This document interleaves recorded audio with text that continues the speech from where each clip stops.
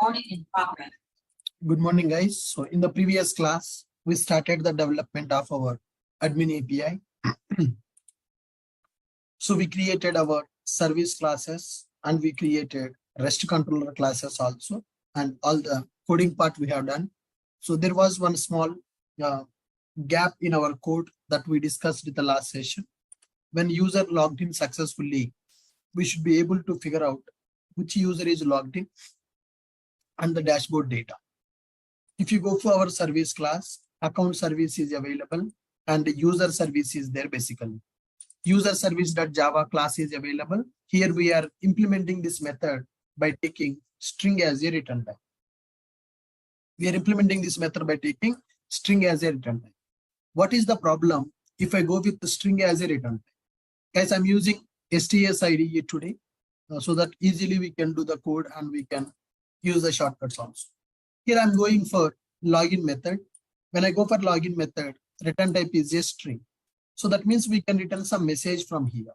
Now here, if you go to login controller, REST controller method, user REST controller method, login functionality is available.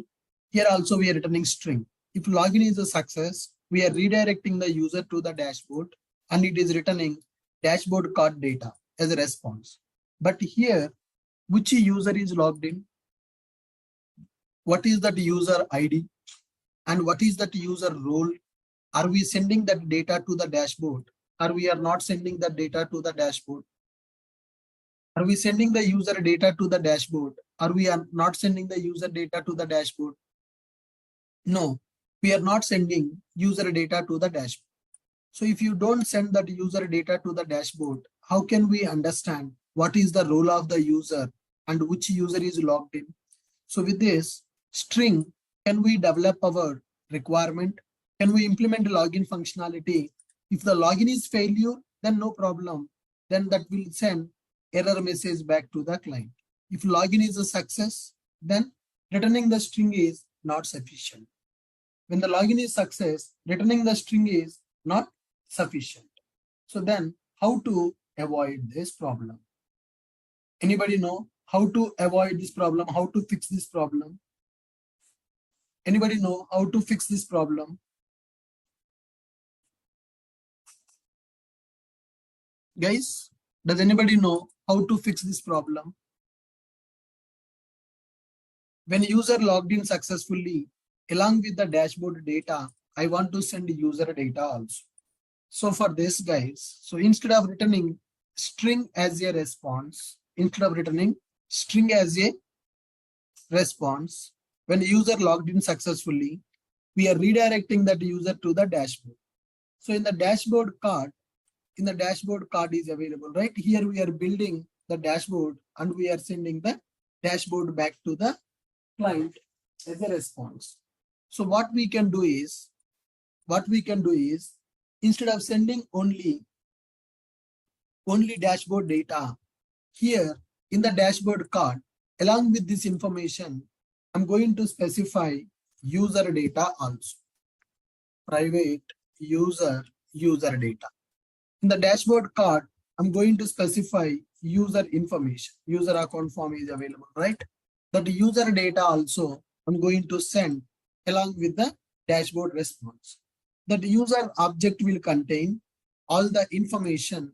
The user object will contain all the information which is required to display the user specific data. I'm setting setters and getters for the user record. User REST controller is available. When user login is successful, now I am going to redirect the request to the dashboard. So in this dashboard request, I'm going to specify email is equal to login form dot get email. When I'm redirecting, when the login is successful, I'm redirecting the request to the dashboard. When I'm redirecting the request to the dashboard, I'm sending email ID as a query parameter. So in this method, I can access that email ID, string email ID as a request param. Email ID request param. Okay. Now I'm going to get email ID for this method. Once I get the email ID, I can access the user record. User service dot fetch user based on the username. It is available in account service, I think so. Private account service. I'm injecting account service in the REST controller by using auto wiring. Okay. I'm injecting account service by using auto wiring. Right. So in the account service, there is a method available to get the user record based on the user ID. Account service dot change status, fetch user accounts, get user account by ID. There is no method to get user record based on the email ID. I want to get the user record based on the email ID. So here, let me go for user service. Login method is available. Recover password method. Fetch dashboard info is available. Let me write one method. Public user account form. Get user by email. I'm going to take email ID as a parameter and I want to return user object from that. Go to user service IMPL, write that method here, override that method, email by user by email. Now to get the user record based on the email, already we have a method here. Find by email. Find by email, we are getting that user entity object.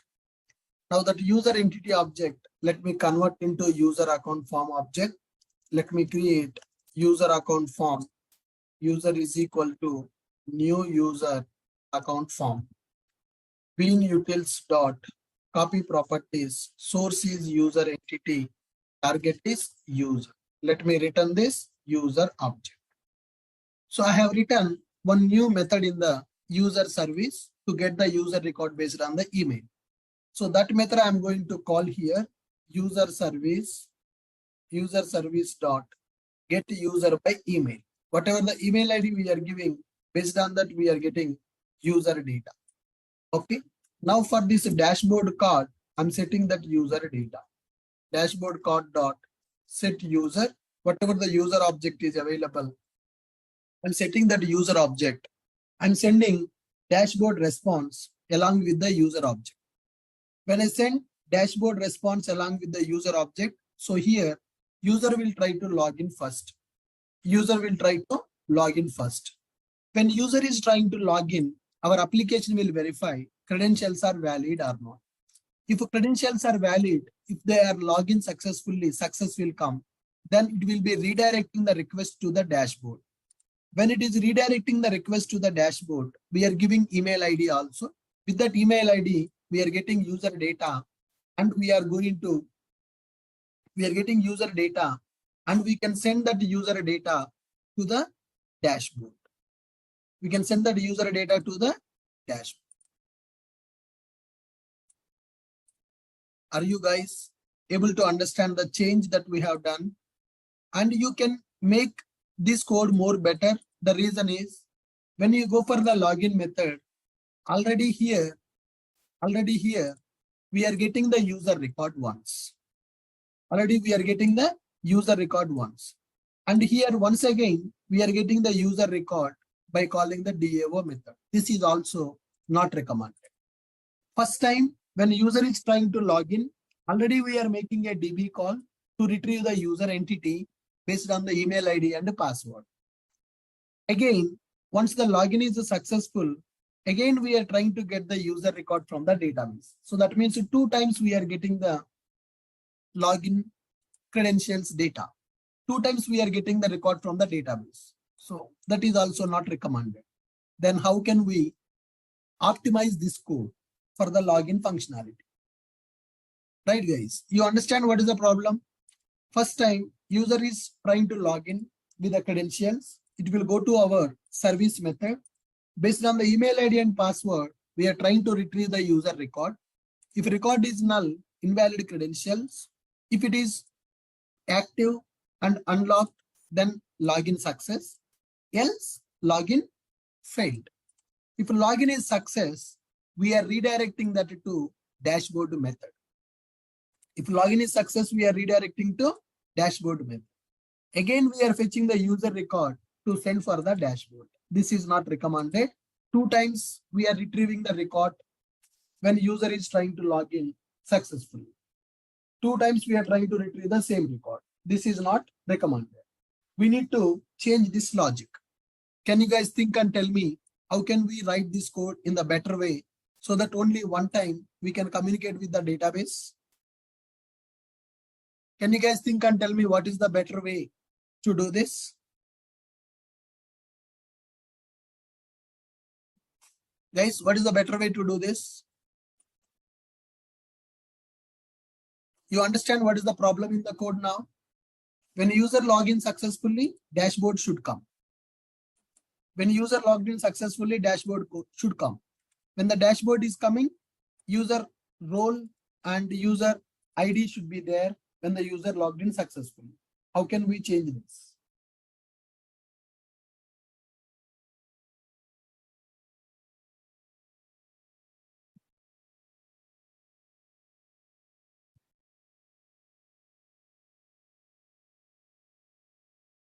How can we make it better to implement login successfully?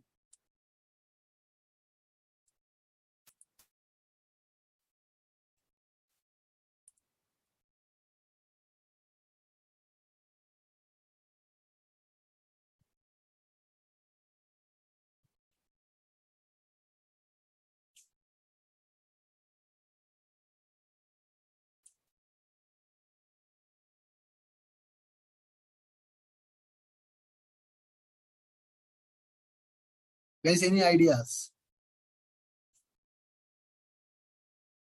I want to make DB call only once. I want to make DB call only once. When user is logged in successfully, dashboard data should come. In the dashboard, whenever the dashboard is loaded, we should understand that which user is logged in into our application. Okay, one fix I have done, but this is not recommended. The reason, here in the service layer, we are making DB call once to check whether user is correct or not, credentials are valid or not. If a user credentials are valid, we are redirecting the user record. For that, again, we are fetching the user information. Okay.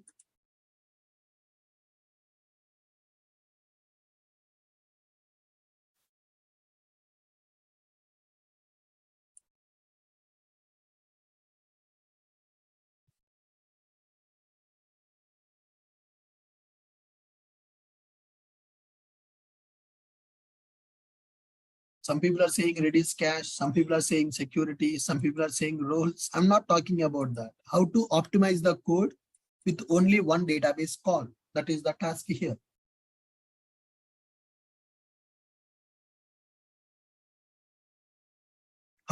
You understand, guys, what is the problem? You understand what is the problem now?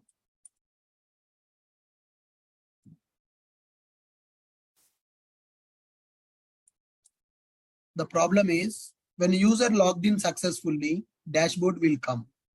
When the dashboard is loaded, we should be able to understand which user is logged in. Does that user is a case worker or that user is an admin? We should be able to figure out it. Then only we can take a decision to display admin menu or not. If logged in user is admin, then we can display admin menu. If logged in user is not admin, then we no need to display admin menu. So currently dashboard will display, but we are not able to understand who is logged in. We should not go for the session. Session management is strictly avoided in the REST APIs. We should not use session concept in the REST APIs. If it is a normal monolith application, we can go for session. But here, we should not use any session concept. We should not use in any session concept.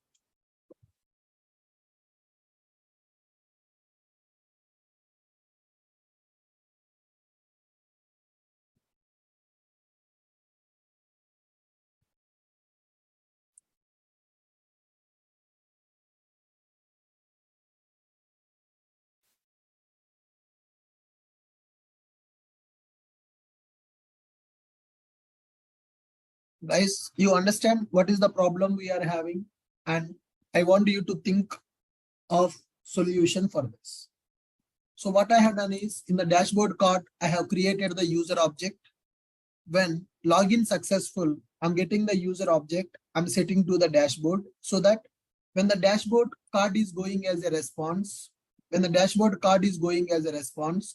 dashboard data will go and the user data also will go as a response. I have done this fix now. For time being, we need to implement better code for this so that we don't need to make the DB call twice. With a single DB call, we should be able to use the user data for login functionality as well as for dashboard display also.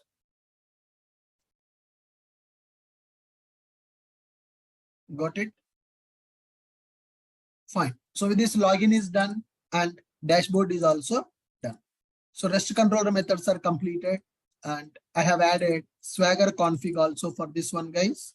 It will generate documentation for our API, and utils class, email utils class is available, which is used to send the emails from our application. To send the email, we need to read the data from the email body. To read the data from the email body, I have added one method. This one we have done in the mini project, how to read the data from the file so that file data we can use to send the email from our application. So here I'm reading the data from this particular file, forgot password email body.txt, and here subject is available, body is available, to address is available. So with this, we are going to send recover password email from our application. Same thing is available when user created the account also. When user account is created, we need to send the email. User registration is the subject, body registration email body.txt, and send email. So this method is used to read the data from the particular file which I have given. Those files also I have added in our project. Registration email body.txt, registration email body.txt, and so this is the email body that it is going to send, and this is forgot password email body.txt, forgot password email body.txt. So this is the email that will go when the user trying to recover the password. This is the email body will go for the user when the account got created. Okay, so I have done these code changes and I am pushing these code changes to GitHub repository. And next one, the pending part is in our application, we need to create exception handler. So one exception handler class is already available. Exception handler class is available. So in this exception handler, we should write a method, public response entity, handle exception. So whenever some exception occurred in our application, I want to send the exception details to the client application. So for this, I'm creating one class which is used to represent exception information. New Java class. I'm taking an exception information called app exception, right?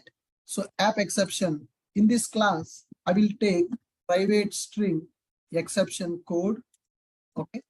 Private string exception description, okay?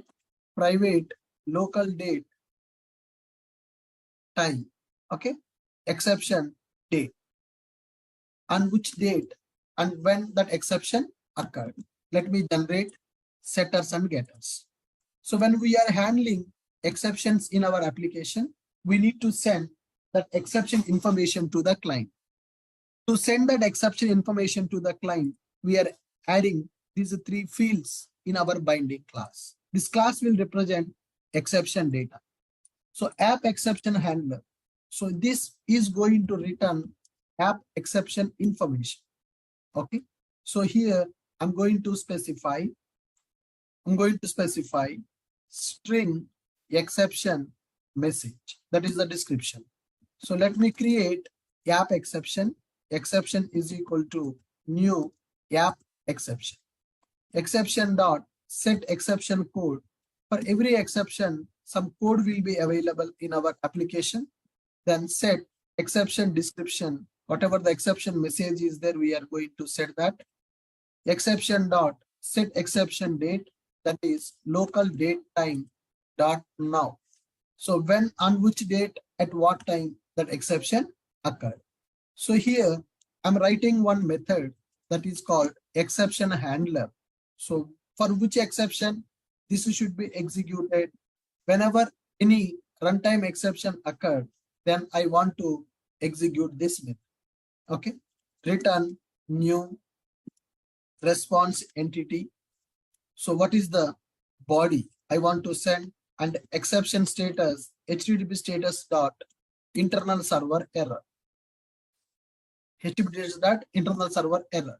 So whenever exception occurred, then this exception handler method is going to execute. So it is going to say some exception code. In the project, they will give you when we need to use which exception code. For web service exception, some code will be available. For the database exception, some code will be available. Okay. For the database exception, some code will be available. For web service exception, some code will be available. For third-party service connection exception, some code will be available. Like this, you can create exception handler methods. So for which exception, which method should be executed, that we can create by using exception handler. So in our application, wherever exception occurred, then this exception handler method will execute.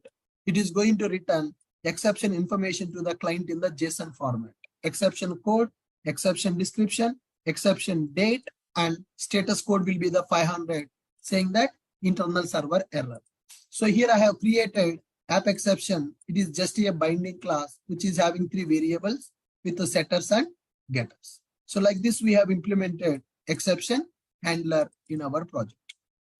Next one, in our project, when we are having REST controllers and service classes, we need to implement some logging in our application. So in order to implement logging, first we need to create logger object, private logger. I'm going to use logger from SLF4J dependence. Yes, SLF4J logger we are taking here. Private logger is equal to logger factory dot get logger. So this is account REST controller is available. For this account REST controller, I'm creating one logger object. So for every class, we are going to create a logger. So we discussed log4j in our course, which is used to generate log messages. Logger, layout, appender will be available. So I got the logger. By using this logger, we can implement logging in our application. So logging levels available, right? So we can go for this logger.debug. So we can say count creation start. Count creation process start. Just I'm giving a message. Count creation process got started. And here we can say that count creation completed. Account creation process complete. Now here, before going to return the message, I'm going to specify logger.info account created successfully. Account created successfully. Account creation failed. If it is coming to the else block, account creation failed. Account creation failed. So like this, you can write the log messages by using levels. So debug level is available. It will give you very clear information how the application is executed. Info level will give you high level information, whether account is created or not created. That will be printed by info. So by default, in the Spring Boot, log level will be info. That means the info level messages plus info level higher messages also will be printed. Here I'm writing logger debug and logger info. Debug is used to print the low level messages. Info is used to print the high level messages. Similarly, here we can say that fetch user accounts, getting user accounts completed. User accounts fetched, success. User accounts fetched, success. It is used to print a message, user accounts are fetching or not. user accounts fetched success. So if you want low level data, logger.debug, fetching user accounts start, fetching user accounts process start. Okay, so this is a debug, low level data. Fetching user accounts complete, fetching user accounts process complete. Info level will give you high level data, user accounts fetched success. Why we are writing all these loggers in our class? So if you write the loggers like this, these log messages will be generated in the runtime. So tomorrow, if any problem occurs, in our application, then we can troubleshoot the problem easily by using these log messages. If any problem occurs, then we can understand the root cause of the problem by using log messages like this. So same thing we need to implement for get user, right? Here also we can specify logger.info, fetching user account process, user account fetched successfully, user account fetched successfully. Okay, this is info level. So that means when that user account is whether that user account is retrieved successfully or not, we are able to get that message. So similarly, fetching user accounts. Okay, so based on the status, we are trying to change the status of the user. User account status updated. User account status updated successfully. So this method is used to update the user account. Either you can activate the user account or you can deactivate that user account. So to activate the user account, to deactivate that user account, we are using update user account method. User account status updated successfully. If you want more level information, then you can go for logger.debug. User account update process start. User account update process start. User account updation complete. User account update process. So like this, you can write the debug levels and you can write the info level. And whenever exception occurred, it will go to the exception handler, right? Here also we can write a logger, private logger, gap exception handler. Sorry, private logger is equal to logger factory dot get logger. So we are going to specify gap exception handler dot class. For this class also we can get the logger. So whenever exception occurred, it will come to this class. So here we can specify logger.error. Logger.error. It will print error message. Exception occurred. So what is that exception? That exception you can print using exception message. Whatever the exception message we are getting, that exception we are printing by using logger.error. So info level will be by default. Info messages and error messages also will be printed. So wherever exception occur in our application, immediately our exception handler class method is going to execute. So in this method, I'm writing logger.error. Whatever the exception is occurred, that exception I am logging to the log messages. So that in future, when there is a problem, we can go to the log file and we can check. We can check the log file and we can see what log messages are printed, where is the problem, and how to fix that problem we can understand by using log messages like this. So like this, we are going to implement logs in all the methods that we have in our application, because today the methods may execute as expected, but tomorrow there is a chance of getting some problem due to data issue or due to some validation issue, whatever it is. Whenever some problem occurred in our application, we should be able to understand where is the problem, how to fix that problem.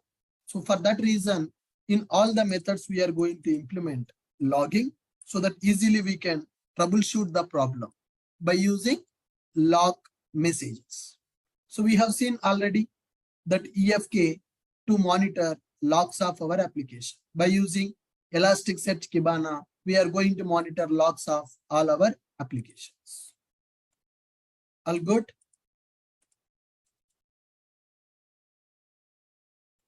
So with this, we completed that part. Now let me push my code into GitHub repository, guys. So today, I want you people to take this code, pull this code, and I want you people to test it from the Postman. Whatever the methods we have written, those methods are working as expected or not. So these are the files that we have created now. Let me add these files to staging area. Git add -a, then go for git commit -m Java files update. Whatever the files I have updated, I'm pushing those files to the Git repository by using git push command. All right. So latest code is pushed to GitHub repository. You guys just clone the repository and I want you people to test it. Whatever the coding that we have done, is that code working as expected or not? At the time of testing, you people should modify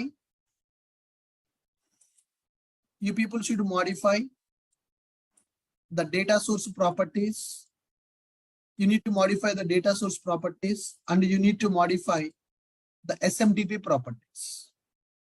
You need to modify data source properties and SMTP properties. So with which database this application should connect, with which SMTP server this application should connect, I want you people to modify those details and I want you to test it. Is it really working with all the functionalities that we have developed? Okay. So all the remaining coding is completed, guys. Email utils.java. To send the email, the method is available. Service class, user service IMPL is there. Plan service I have not implemented. You people told that you will do it. Account service IMPL we have implemented with all the methods. Then REST controllers are available. Account REST controller is available. Plan REST controller I have not implemented this. User REST controller is implemented with all the methods which are required for user login, forget password and dashboard. Repositories are there. Eligi repository, plan repository, user repository. Properties, app properties class available. So wherever the properties you want to load from the YML, you can take this properties object. App exception is created. App exception handler also created. Entities, 3 entities we created as of now. User entity, plan entity, and Eligi entity. Eligi entity we have not completed properly. We need to complete all these variables. App constants available. Any messages that you don't want to hard code, you can configure in the app constants. Swagger config class is available, which is used to generate documentation for our REST API. Binding classes. So I have done one change in the binding class today. In the dashboard class, I have added a user variable, which is used to represent user data when they logged in successfully. Got it. Now, constants. So what constants we need to use? If you see in our application, account service or user service, some messages we have hard coded. Okay. Some messages we have hard coded here. For example, $fname, $password, $email. These are hard coded in the class. So instead of doing this hard coding, we need to configure them in the app constants like this. Public static final string fname is equal to $fname. So whatever fname string that is required, instead of hard coding that string literal in our class, we need to declare a constant like this. Take this fname, go to user service IMPL. Here I need to specify app constants dot fname like this. Similarly for password and email also.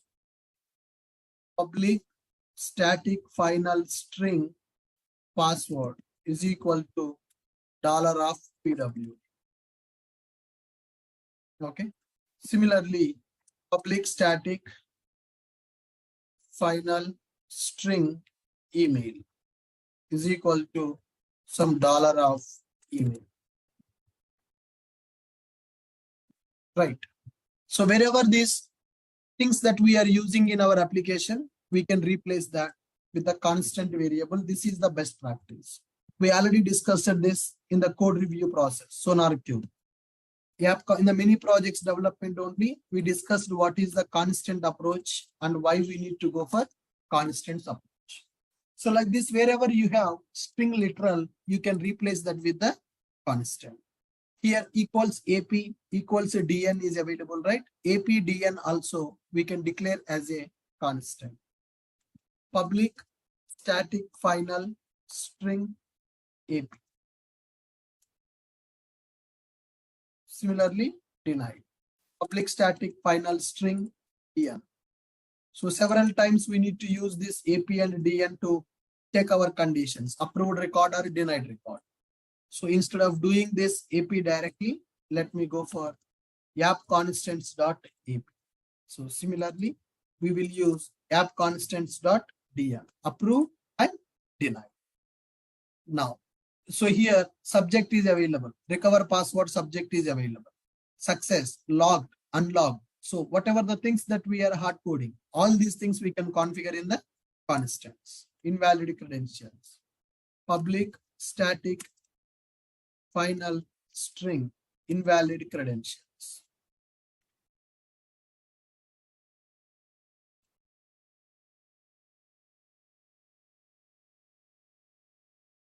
Invalid credentials. Similarly, public static final string unlock.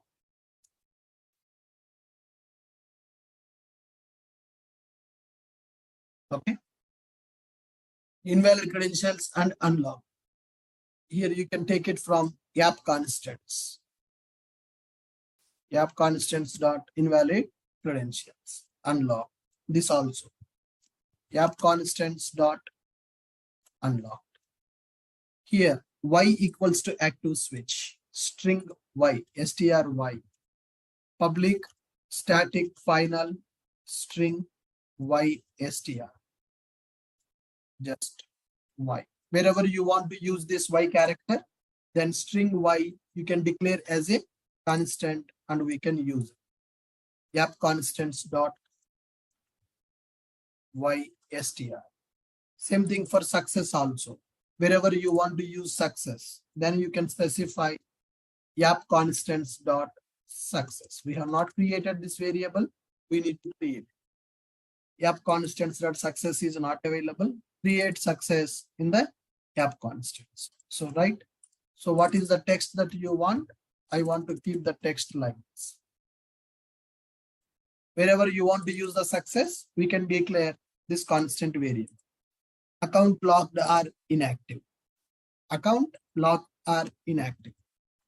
Lock are inactive.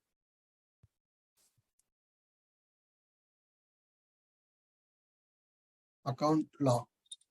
So whatever the message you want, that message you can say that your account locked or it is inactive. Wherever I want this message, I can take this constant. App constants dot account locked. That message will come. See earlier, everywhere we have hard coded. Now we remove that hard coding by using constants. Right here also recover password and file name is available. These things also we can declare as a constant.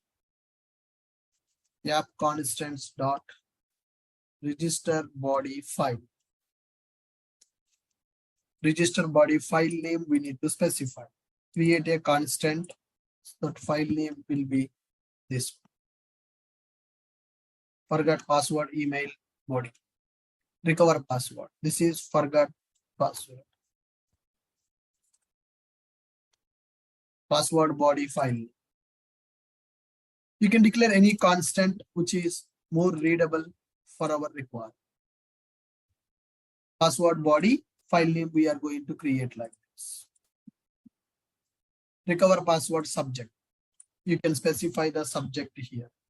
Public static final string recover subject. Recover password. So whatever the subject that you want, you can specify that as a constant. You can take it app constants dot recover password email subject. Now if you see, we have removed all the string literals, whatever the string literals that are required in our class, everything we declared in the constants. So this is the best practice when we are developing the code in the real time.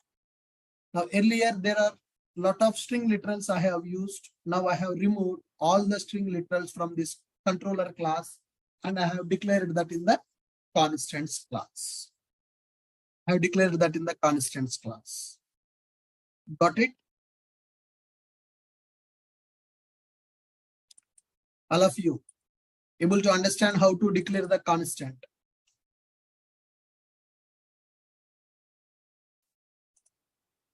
All of you able to understand how to declare the constants? What is the purpose of constants? To remove hard-coded string literals. To remove hard-coded string literals, we are using constants class, right?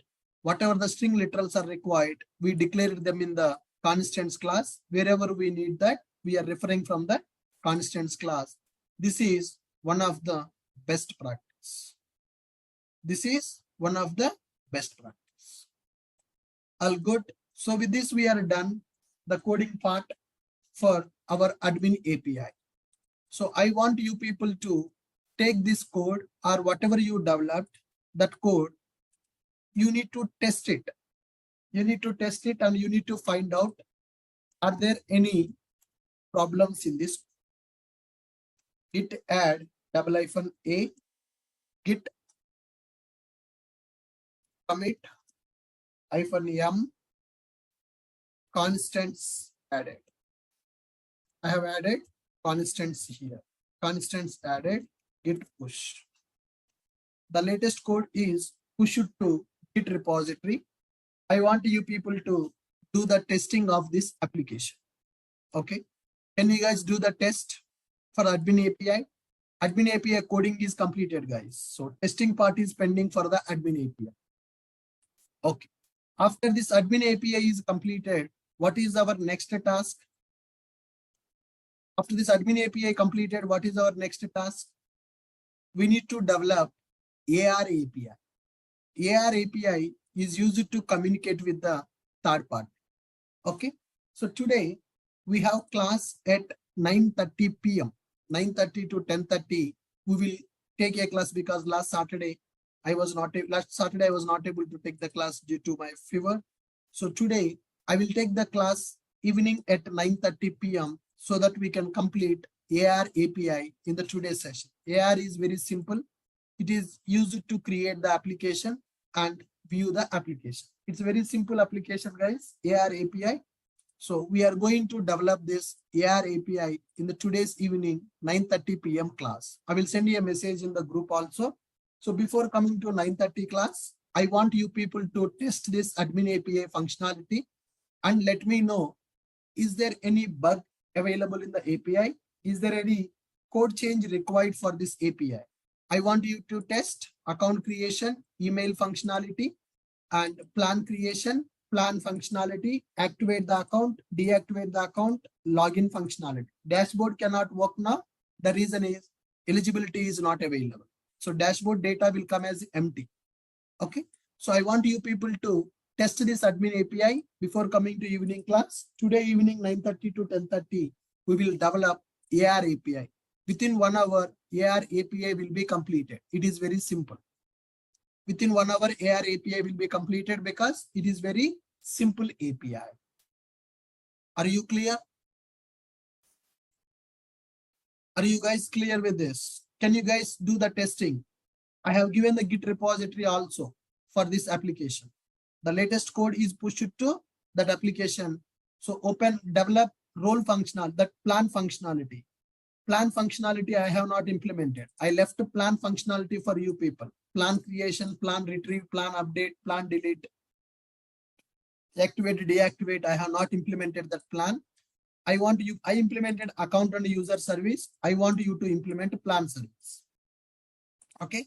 After plan service implementation completed in the local, you test the entire application by taking the latest code from the Git. You identify what are the problems are there. So you note down the problems and let me know so that we can fix those problems. So in the today evening session, we are going to discuss AR API development. Good guys. Yep.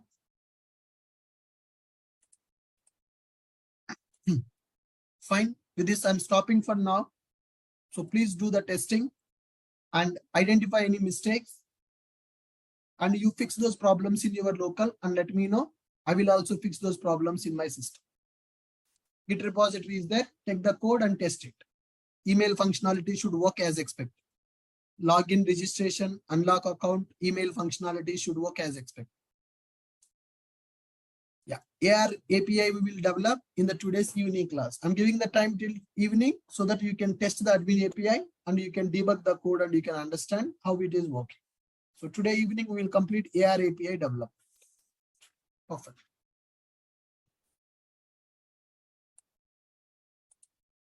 Okay, thank you guys. So I'm closing the session literally because today is the last date for that income tax filing, guys. So I need to sit with my CA to complete that income tax filing. That's the reason I will take the class in the evening at 9:30 p.m. Thank you. We'll see you at 9:30 p.m.